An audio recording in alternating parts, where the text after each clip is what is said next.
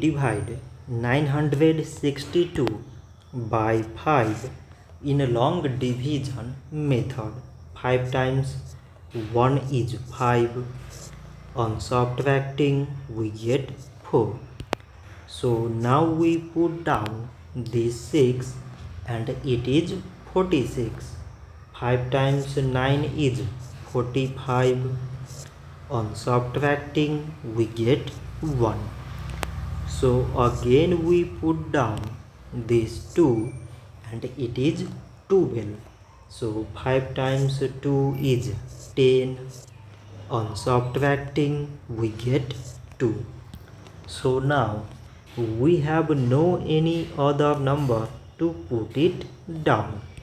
So we take here decimal, so that we put 0. So it is 20 and 5 times 4 is 20.